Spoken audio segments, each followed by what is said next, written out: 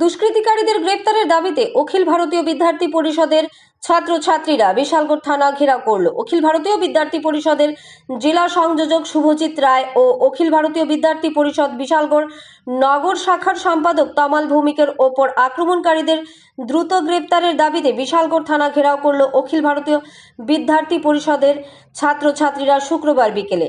থানার মূল ফটকের সামনে বসে থানা থেকে কর্তব্য পালন করতে কোনো গাড়ি বের হতে দিচ্ছেন না ছাত্রছাত্রীরা। তাদের দাবি দ্রুত দুষ্কৃতিকারীদের গ্রেপ্তার করতে হবে। এদিকে পুলিশ প্রশাসনকে ধিক্কার জানিয়ে বর্তমান শাসনাধীন বিজেপি সরকারকে গদি ছাড়ার হুঁশিয়ারি দেন ছাত্রছাত্রীরা।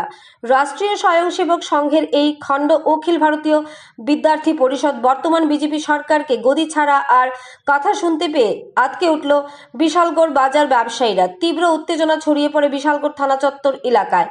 তারপর এক প্রতিনিধি দল বিশালগড় থানার ওসি সঞ্জিত সেনকে দুষ্কৃতিকারীদের গ্রেপ্তার করার জন্য দুদিনের সময়সীমা বেঁধে দেন। Bureau report, national live Bangla. গত পরশুদিন আমাদের সিপাহীজলা জেলা যে কোঅর্ডিনেটর আছে শুভজিৎ ভাই এবং আমার উপর কিছু দুষ্কৃতী এসে আত্মহত্যা আঘাত করে এবং শুভজিৎকে মাথা ফাটিয়ে দেয়। এই কারণে 2 দিন হয়ে গেল পুলিশ কোনো পদক্ষেপ নেয়নি। আমরা পুলিশের কাছে এসেছি যে যাতে দোষীদের যাতে সঠিক সাজা দেওয়া হয়।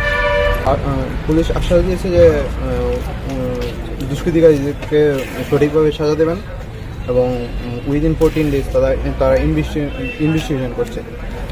মানে সন্দেহমূলকভাবে অনেকে দেখেছে এর জন্য বলেছে।